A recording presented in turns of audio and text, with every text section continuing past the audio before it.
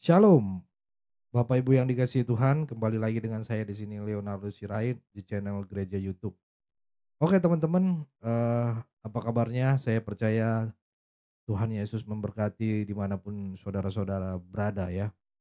Ya, di kesempatan kali ini kita akan ngebahas lagi tentang warga Cidahu ya, yang kami minta maaf, jangan proses hukum gitu ya. Netizen se-Indonesia ya. Ya saya ulang, habis ngerusak villa orang ini, anak-anak dibuat trauma, salib dijadiin sasaran emosi, fasilitas dihancurin rame-rame, lalu dengan polosnya bilang, "Maaf, kita salah paham." Ya ampun, ya ampun, ya ampun ya, ngeri banget ya. Ini salah paham atau latihan kriminal? Ya, kita dengerin dulu ya teman-teman ya videonya ya teman-teman. Ini. Klaimnya salah paham. Desa, itu kenapa kemarin rame? Ya mungkin ada sedikit salah paham. Faktanya Ketika didatangin sama Bang Kang Deddy Melody ya, yang gubernur Jawa Barat. Nah, dia bilang salah paham. Nah, terus pas acara itu ternyata ada beginian teman-teman. Kristen fobia. Anda sudah kotorin, tidak ada satupun di sini keluar dari agama kami. Sekarang Anda kotorin ini. Kotorin ini katanya yang punya. Masa anak-anak Kristen berdoa dibilang kotorin? Salah paham dasmu. Dengerin nih. Jangan sampai lanjut ke proses hukum. Jangan sampai lanjut ke proses hukum, tapi dipecahin semuanya. Kaca-kaca kan. Pakai salib lagi tuh teman-teman. Itu benar-benar membuat suatu trauma bagi anak-anak kami. Psikolog anaknya belum. Nanti dibantu sore ini. Jadi setelah anarkis rusak properti orang, udah neror anak-anak sampai anak-anaknya trauma, terus ente-ente minta agar tidak diproses hukum gitu. Nah. Hei, keong racun, bangun! Keong racun bangun. Ya. Lo pikir lo punya negara ini? Ya, harus proses hukum. Kau tidur terlalu miring. Kriminal kayak kalian harus dipidana dan segera dimasukin ke penjara. Peristiwa perusakan yang dilakukan oleh warga merupakan peristiwa pidana yang harus disikapi secara hukum. Klaimnya salah paham. Ya. Ya teman-teman, kocak ya emang ya orang-orang kayak gini ya teman-teman ya. Ini memang aduh ngaco emang ya. Jadi gini, yang belum tahu kronologinya ya. Ada sekelompok pelajar Kristen yang lagi retreat gitu ya. Bukan ritual santet ya. Karena dibahas lagi di TikTok itu dibilang retreat itu ritual santet kan. Kurang ajar itu orang ya yang bikin kata-kata begitu. Mereka bukan bawa golok gitu, tapi bawa Alkitab gitu loh. Tapi entah kenapa tiba-tiba ada warga yang datang rame-rame gitu, kayak mau sweeping diskotik gitu ya. Malam tahun baru gitu ya. Terus fasilitas dirusak ya. Anak-anak yang retreat itu pendalaman Alkitab itu jadi trauma ya kan. Dan ketika ditanya jawabannya, kami kira mereka menyebarkan agama. Dan mengotori tadi katanya kan. Lah terus kalau kira-kira boleh nggak gitu nyerang? Besok-besok kalau gue kira-kira tetangga gue maling ayam ya, boleh nggak gue serbu rumahnya rame-rame? Ya. Jadi menurut saya ya, ini cuma nanya nih gitu ya. Ahok dibilang penista agama, langsung diproses, ditangkap, ditahan, masuk penjara ya kan. Sekarang villa retreat dihancurin, salib dijatuhin, anak-anak dikejar-kejar sampai trauma. Terus pelakunya dibilang, maaf ya, salah paham. Serius, kalau ini nggak diproses, ya nggak diproses hukum, besok semua orang bisa bilang, maaf, saya kira itu rumah jin. Lagi-lagi minoritas disuruh tahu diri. Kalau gitu mayoritas juga harus tahu batas dong. Ya, kita lihat lagi videonya teman-teman. Ini ada video lagi eh, dari pengacara dan juga ibu pembina lah ya. Kita dengarkan dulu. Guys, hari ini gua bersama Ibu Rita Muljarto dan ada pengacara di sini Bang Subardianuka. Ibu Rita Muljarto yang videonya viral ini adalah guru pembimbing retret anak-anak di Sukabumi kemarin. Nah, ini guru pembimbing ya. Jadi dia adalah pembina lah ibarat kakak rohani atau gimana lah gitu ya. Intinya dia yang mengawal di sini di acara retreat anak-anak ini. Yang jadi korban persekusi. Bu, gimana kondisi anak-anak sekarang? Ya saat ini anak-anak dalam pemulihan ya Pak ya. Dan mereka mengalami trauma ya. Pasti trauma. Nih ibu ini ketika bilang trauma teman-teman ya itu terasa banget karena dia melihat ya ibu ini aja sudah berumur gitu ya tapi merasakan ketika trauma gitu itu secara psikisnya kena juga teman-teman ya tapi dia lebih melihat anak-anak kondisi anak-anak ini dia aja trauma apalagi anak-anak ini ya teman-teman ya. Kayak gimana traumanya? Ya mereka tidak bisa mendengar suara kalau keras gitu. Dan mereka sering susah tidur. Susah tidur ya.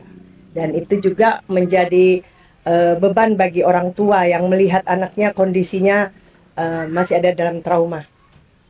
Bang pengacara, ini kalau anak-anak sampai trauma kena diteror sama orang dewasa ini apakah ada pasalnya, Bang?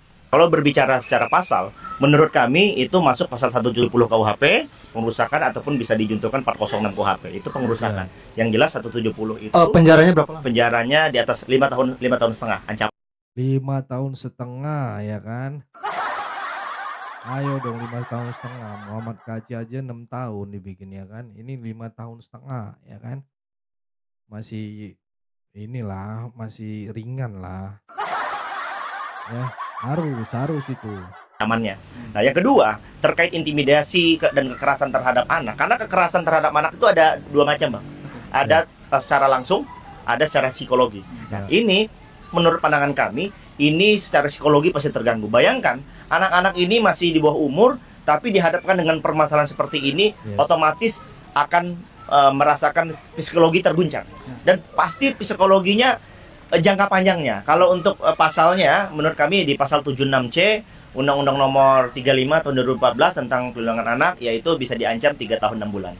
Tapi dengan junto yang perusakan tadi total berapa tahun? Ya, kalau 3 tahun sekian ditambah 5 tahun sekian bisa 8 tahun ke atas. 8 tahun ke atas ya kan, mantap. Sip. Ya kalau kami sih kita bukan hanya melihat berapa ancamannya, tapi ini harus dihukum berat. Kalau bisa lebih dari itu. Kan ini biadab. Bayangkan anak-anak teman-teman semua, anak bapak ibu yang menonton video ini. Amit-amit terjadi sama anak saya kejar sampai ujung semut. Setuju, saya juga akan kejar seperti ini. Kalau kemarin anak saya digituin, saya dapat telepon, saya datang langsung ke lokasi. Iya, beneran gitu loh. Ini negara dilindungi konstitusi kok main kayak gituan gitu kan, main geruduk-geruduk aja kan bisa diskusi, bisa musyawarah, bisa duduk bareng membicarakan ini dengan baik-baik. Tahu sendiri itu di dalamnya anak-anak gitu loh kalau dia punya otak ya. Kami rakyat Indonesia ingin agar pelaku dihukum berat supaya jangan ada lagi teror kepada anak-anak yang berefek sampai trauma jangka panjang. Ya, setuju ya teman-teman. Itu tadi dari Bang Permadi ya. Luar biasa sekali dia terus menyuarakan hal seperti ini ya. Karena ya bahaya teman-teman. Karena anak-anak yang trauma bukan cuma retreat biasa ini jadinya. Bayangin anak-anak datang ke villa untuk mengenal Tuhan, belajar kasih, belajar iman. Tapi pulangnya mereka bukan bawa kenangan indah, tapi bawa trauma mendalam gitu. Ini bukan sekedar rusak properti ya. Ini rusak mental anak-anak. Mereka jadi takut ibadah, takut pakai salib, takut retreat. Dan lucunya ya, yang bikin trauma malah bilang jangan dibawa ke ranah hukum ya. Kocak ya. Kita aja dari gereja YouTube Central Kristen Indonesia ya, beberapa datengin orang-orang seperti yang sudah kena begini, seperti yang dibubarin gitu. Bagaimana dia traumanya gitu. Sampai dia kok tega seperti ini. Jangan-jangan nanti next dia ketemu sama beda imannya, langsung main tusuk-tusukan teman-teman. Walaupun ya diajarkan kasih, dibilang gini, tapi dalam pelaksananya kan dilihatnya begini. Ini orang-orang keong racun nih, bangun. Kau tidur terlalu miring katanya tadi ya. Kalau nggak dihukum ya, nanti daerah lain ikut-ikutan gitu. Makin muncul bibit-bibit baru gitu. Itu yang kita khawatirkan teman-teman ya. Nah, ini retreat ini bukan dakwah gitu. Itu internal organisasi. Kalau mau dakwah ada izin Kemenak gitu kan. Itu teman-teman. Dan fakta keduanya, mereka nggak lagi bikin bom gitu ya. Nggak ngajarin poligami, enggak. Nggak minta-minta di lampu merah, enggak. Dan nggak gendong tas sambil bilang ber. Enggak teman-teman. Ya, fakta ketiganya lagi, setelah semua itu rusak, yang kena malah harus renovasi di villa itu. Tapi yang punya teman-teman kan diberikan sama Kang Deddy Mulyadi 100 juta ya, yang saat kerugian itu ya, untuk renovasi villa tersebut ya. Ternyata renovasi itu diberikan lagi ke musola.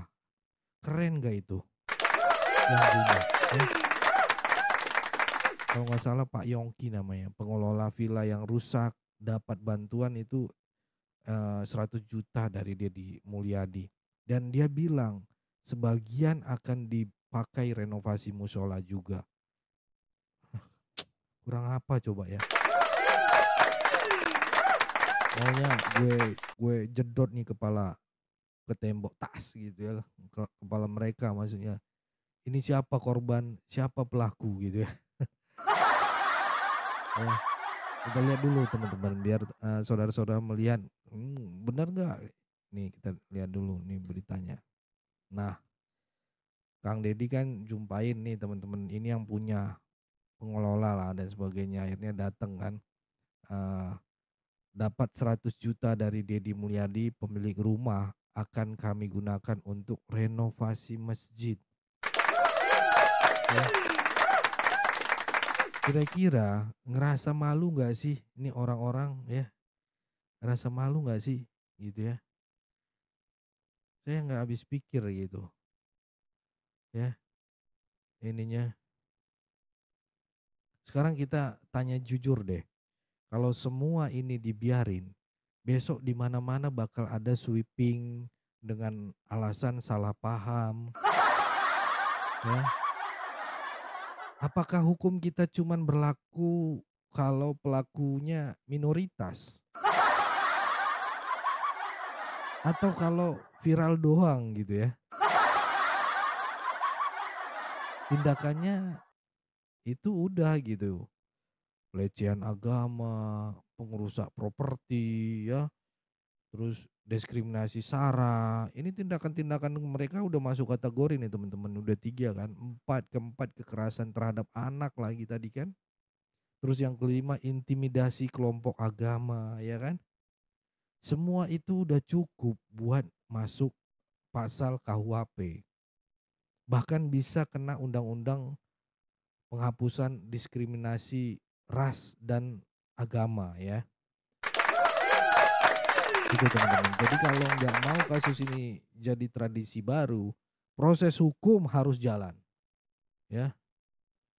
Nah, penutup nih teman-teman, karena nanti kalian bilang nggak ada kasihnya gitu ya. Kasih Yesus lebih besar dari kebencian manusia. Tapi di tengah luka ini kita lihat satu cahaya harapan. Masih ada orang-orang seperti Gus Permadi, Kang Deddy Mulyadi, dan Pak Yongki yang tadi diteriak-teriak yang punya villa, ya, yang menunjukkan kasih itu bukan cuma teori, tapi aksi, ya kan? Bayangin ya, rumahnya hancur, anak-anaknya trauma, tapi dia masih mau bantu musola, ya kan? Itulah kasih dari Tuhan Yesus. Ya, karena ada ayat Alkitab mengatakan, tetapi aku berkata kepadamu, kasihilah musuhmu dan berdoalah bagi mereka yang menganiaya kamu. Matius 5 ayat 44.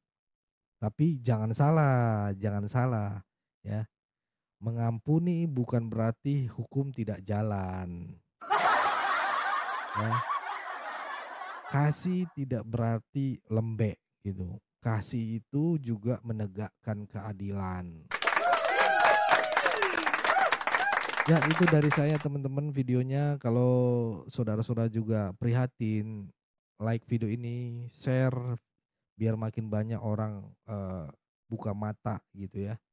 Komen pendapatmu lah, katakan pendapatmu di kolom komentar, ramaikan kolom komentar. Mana tahu orang oknum ini baca, orang pemerintahan baca, ya kan, komentar-komentar kamu. Dan kalaupun kalian malas untuk berkomentar, katakan Tuhan Yesus dahsyat, Tuhan Yesus ajaib. Artinya kalian nonton sampai ending. Itu aja teman-teman, dan tag juga ya. Kalau bisa aparat yang harus bertindak gitu. Tulis di bawah, proses hukum harus jalan karena trauma anak-anak bukan cuma salah paham, dan iman bukan untuk intimidasi. Itu dari saya Leonardo Sirait. Tuhan Yesus memberkati kita semua. God bless you all. Saat dunia menolak namamu, kami tetap berseru, Yesus Tuhanku, Yesus tak gentar. Meski badai menerpa, firman-Mu tetap pelita.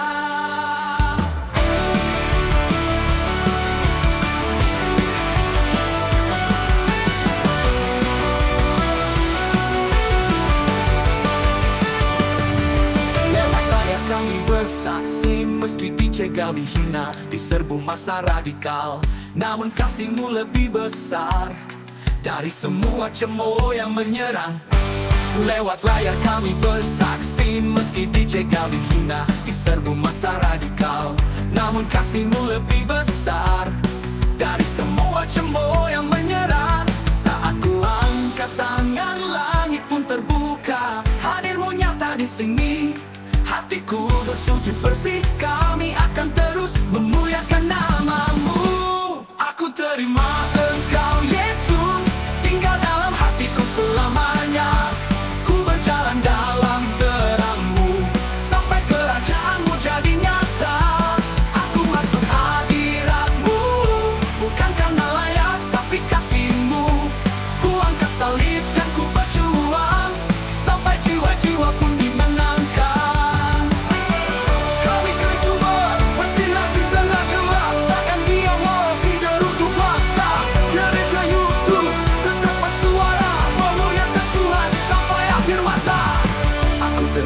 Yesus, masuk hadirat-Mu ku menang, walau badai menerpa.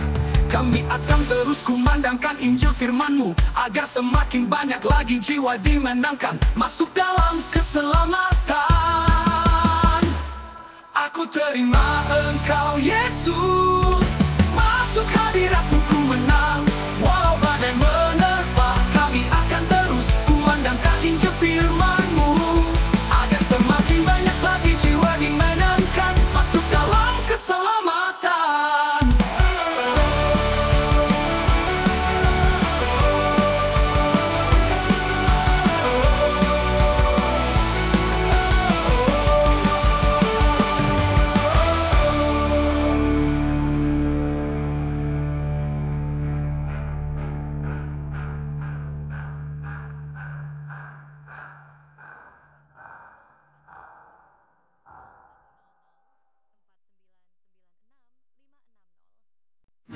satunya menolak namamu. Kami tetap berseru Yesus, Tuhanku Yesus. Tak gentar meski badai menerpa, firman-Mu tetap pelita. Lewat layar kami bersaksi, meski dijegal, dihina, diserbu masa radikal, namun kasih-Mu lebih besar dari semua cemooh yang menyerang. Satu angkat tangan, langit pun terbuka. Hadir-Mu nyata di sini, hatiku bersujud bersih. Kami akan terus memuliakan nama-Mu. Aku terima Engkau Yesus, tinggal dalam hatiku selamanya. Ku berjalan dalam terang-Mu, sampai kerajaan-Mu jadi nyata. Aku masuk hadirat-Mu, bukan karena layak tapi kasih-Mu. Ku angkat salib dan ku berjuang, sampai jiwa-jiwa pun dimenangkan.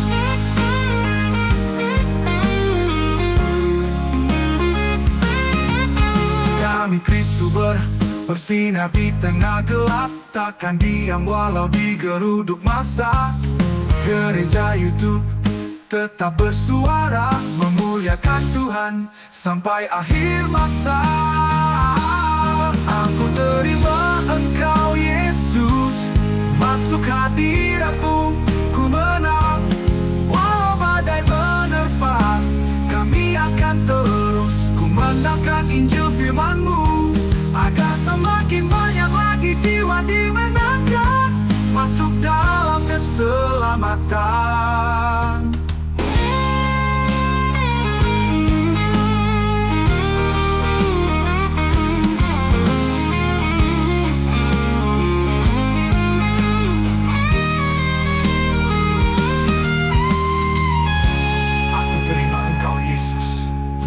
Tinggal dalam hatiku ku menang.